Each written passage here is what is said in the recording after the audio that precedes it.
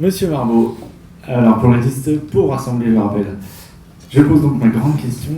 Quels sont pour vous les enjeux d'une mobilité alternative auto-voiture et quelles perspectives offrirez-vous au mode de déplacement actif à l'horizon 2026, si vous êtes élu bien sûr? D'abord, je voudrais commencer par vous remercier de votre invitation, vous remercier d'animer le débat, les échanges, même si on n'est pas dans un débat frontal entre les candidats, c'est toujours important de pouvoir avoir des visions qui s'expriment. Ça nous semblait plus constructif. Oui, mais c'est très bien. C'est une formule qui est très intéressante. Et je voulais vous remercier de cet intermède parce qu'en réalité, j'avais prévu de commencer mon propos comme ça, pour vous dire que les mobilités, sont un enjeu majeur de la transition climatique à laquelle nous devons faire face et à la réduction de l'émission des gaz à effet de serre à laquelle nous devons nous atteler.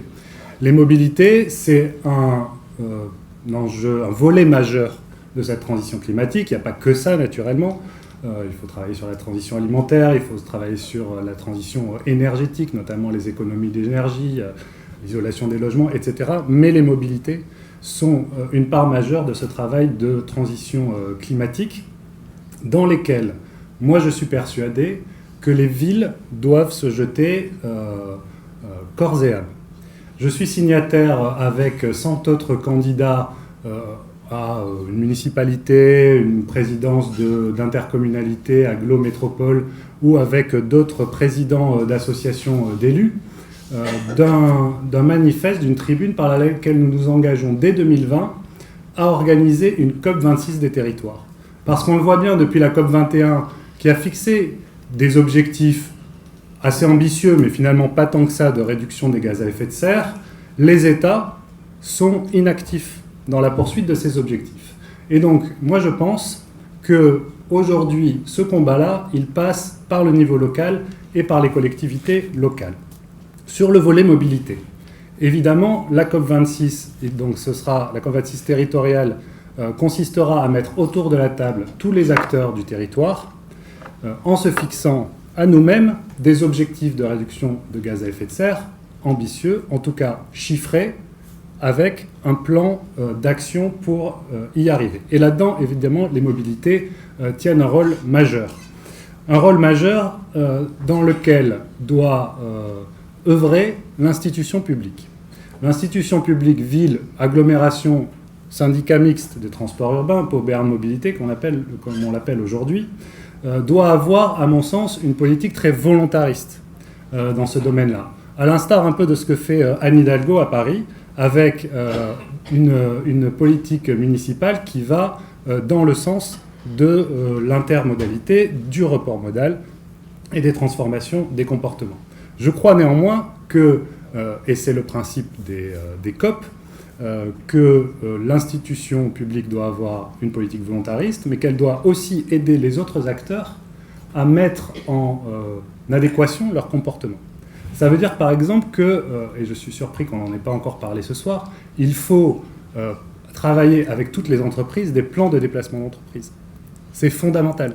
C'est fondamental quand on veut changer les comportements. Et puis, il faut évidemment travailler avec les particuliers, avec les individus dans l'accompagnement du changement de leur comportement. Nous, pour Assemblée, on pense que cet accompagnement du changement, il se fait par l'incitation. Il ne se fait pas par la contrainte. Il se fait en donnant envie. Ça veut dire qu'il faut avoir des partenariats entre la collectivité et tous les acteurs des mobilités. Ça veut dire qu'il faut multiplier les actions de sensibilisation et de pédagogie pour rendre le vélo cool. Voilà, et que ça donne envie.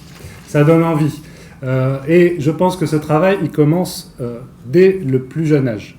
Nous avons un fort volet dans notre programme qui concerne le développement, le renforcement des activités périscolaires, parce que c'est là qu'on donne les moyens aux citoyens de demain de se faire leur idée sur comment ils veulent se comporter, comment ils veulent construire. On est, de façon générale, assez sceptique sur ce qui peut être des discours trop négatifs ou trop anxiogènes. On pense qu'au contraire, il faut que ça passe par un discours positif et que tout ça donne envie. Il ne suffit pas de donner envie, il faut aussi co-construire des politiques publiques sur ce terreau-là. La co-construction des politiques publiques, elle passe notamment par les aménagements d'espace, et elle passe par les aménagements d'espace dans un dialogue triangulaire. On ne peut pas se reposer sur des associations comme les vôtres, malgré le travail énorme que vous avez fait, pour, on va dire, faire les études que doit faire la collectivité. Il faut évidemment intégrer dans ce dialogue de démocratie participative les experts techniques que sont les agents municipaux et les professionnels de ces métiers-là. Le dialogue triangulaire entre les élus, les citoyens qui ont une expertise d'usage ou les associations comme les vôtres et les agents municipaux, c'est pour nous le gage d'une réelle démocratie participative. Et lorsqu'on parle de démocratie participative et qu'on en parle un peu à la légère, sans savoir, on parle du dialogue citoyen-élu, mais on oublie souvent qu'il faut associer aussi les professionnels et notamment les agents municipaux. Et c'est dans ce dialogue que se construit une bonne politique publique.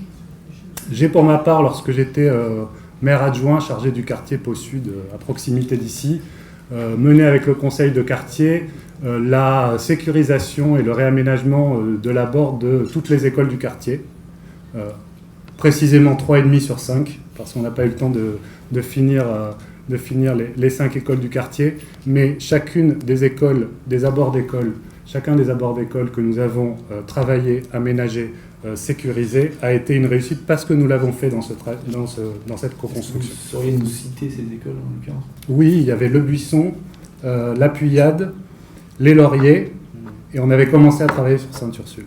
Voilà. Et il nous manquait Jeanne d'Albret, en fait. Même si on avait commencé à travailler sur des projets de réaménagement des abords de Jeanne d'Albret, on n'a pas eu le temps de mener ces projets à terme. Voilà pour notre approche de ces choses-là. Et pour rentrer un peu dans le dur du sujet par rapport à vos questionnements, alors je ne vais pas évidemment reprendre chacune des questions, chacun pourra consulter sur votre site nos réponses à ces questions-là. Pour nous, ça s'envisage de manière globale, sur l'ensemble des mobilités. Évidemment, le vélo a une grande part dans la transformation des comportements en termes de mobilité. Ce que nous proposons dans notre programme, c'est la mise en place d'un grand plan vélo avec la construction d'un réseau express vélo. Alors on avait la même expression que vous, elle est imprimée dans notre programme. Je crois d'ailleurs qu'elle vient plutôt de Paris. En tout cas, c'est Paris le conçoit comme ça.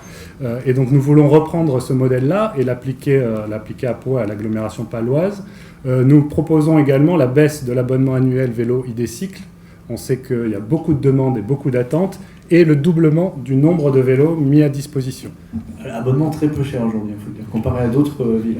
Oui, mais si on veut faire de l'incitation, il faut vraiment on voit que ça marche, tirer les prix. 400 personnes. Exactement. C'est pour ça aussi qu'il faut doubler le nombre de vélos mis à disposition selon nous.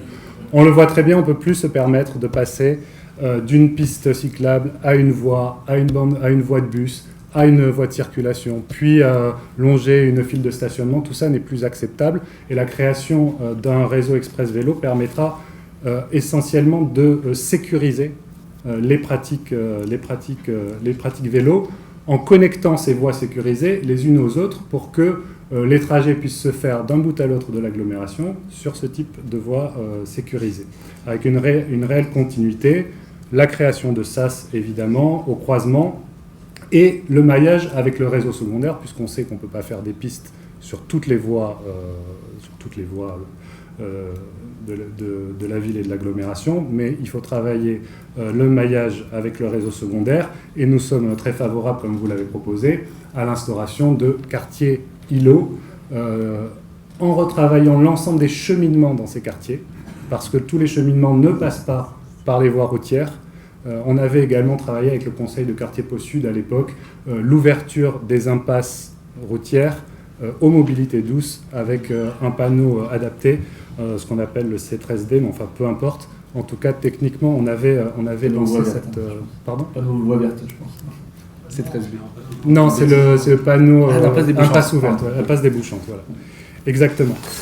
Je vais rapidement parce que le temps file.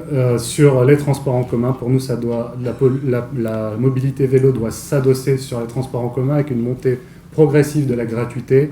Un jour en 2020, le samedi d'abord, puis monter en puissance sur le réseau pour qu'en 2025, on puisse aboutir à la gratuité. Petit bémol sur l'intermodalité, les experts vous diront qu'entre bus et vélo, ça marche assez peu. Ça marche entre train et vélo, essentiellement, notamment dans les pays du Nord. Alors, il faut que les bus soient accessibles au vélo, notamment le Phébus ou bus-tram. On le voit en tout cas dans les trams, on voit souvent des usagers qui montent avec leur vélo. Les télécabines qu'on propose, qui sont un mode de déplacement vert de demain sur lequel l'Europe va beaucoup investir à partir de 2020, devra être aussi accessible aux vélos. En tout cas, on pourra embarquer les vélos dessus. On prévoit le renforcement du train urbain en partenariat avec la région entre Orthès et Naï pour permettre des cadencements sur ce type de transport. Voilà. Et pour parler de la voiture, même si il nous semble aussi qu'il faut favoriser l'usage de la voiture propre, voilà, en multipliant les bornes de recharge ou de GNV. Alors j'ai une question, et après on passera aux questions du Julie. Est-ce que le vélo occupe une place dans vos déplacements personnels ? Et donc êtes-vous prêt notamment à procéder à des inaugurations de voies sur votre vélo ? On parlait d'Éric Piolle pour Grenoble, là, qui se déplace beaucoup à vélo. Et la solennité, voilà, le fait de présenter, enfin de montrer soi-même qu'on peut se déplacer sur les aménagements qu'on a conçus avec son équipe.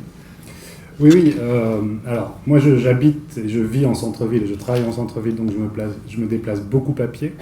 Je prends mon vélo quand il s'agit de faire des déplacements un peu plus longs et d'aller vers boulevard Alsace-Lorraine ou vers le quartier de l'université. À ce moment-là, je me déplace à vélo dès que possible.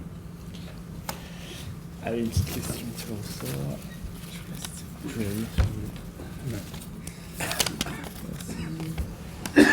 lire. Très intéressant. C'est un des gros axes de travail de notre groupe de travail aménagement.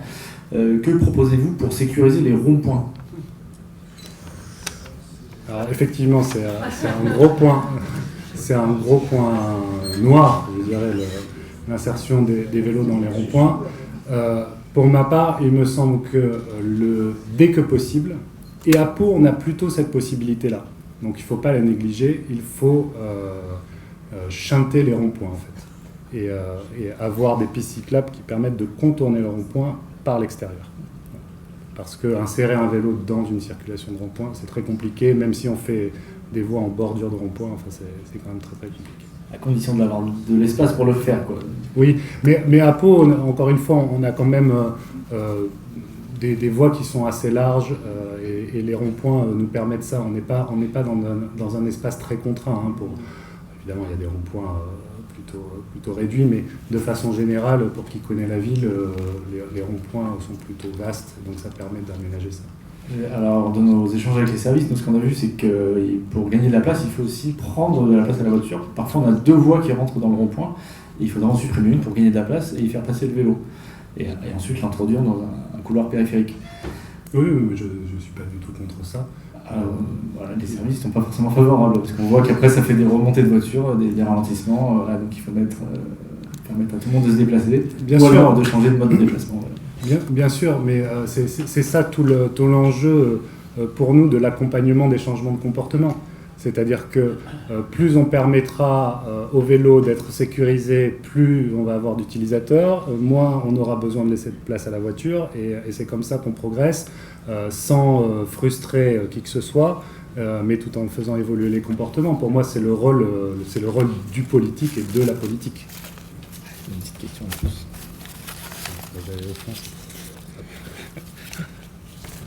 Qu'est-ce que c'est ? Oh, excellente question. Pourquoi le cours Bosquet a été rouvert à la circulation automobile ? Alors, de façon à ce que les c'est peut-être pas à moi qu'il faut le demander. Je vais pas céder la parole aux principaux responsables. Qu'est-ce que vous feriez, vous ? Est-ce que vous le laisseriez dans cet état ? Donc les bus, les voitures, les vélos ensemble sur un axe très large pour le cours Bosquet? Ou alors est-ce que vous feriez en sorte que la voiture ne puisse pas venir effleurer le centre-ville? Alors, nous, on conçoit en fait le centre Bosquet comme la porte d'entrée du centre-ville. Ça veut dire qu'à partir du centre Bosquet, les usages automobiles doivent être très réglementés et très limités. On souhaite, ça on dépasse un peu la question du vélo, mais finalement c'est une politique globale de toute façon d'aménagement de la ville. On souhaite que le centre Bosquet accueille un centre de service pour le commerce de centre-ville qui permettrait à ceux qui viennent en centre-ville, qui y viennent d'ailleurs en bus par intermédiaire du pôle d'échange Bosquet ou en voiture, en posant leur voiture au parking Bosquet, de trouver une garderie, un point de livraison pour leurs achats qui leur permettent effectivement, à partir du moment où ils franchissent Bosquet, de le franchir à pied. Merci, M. Margot.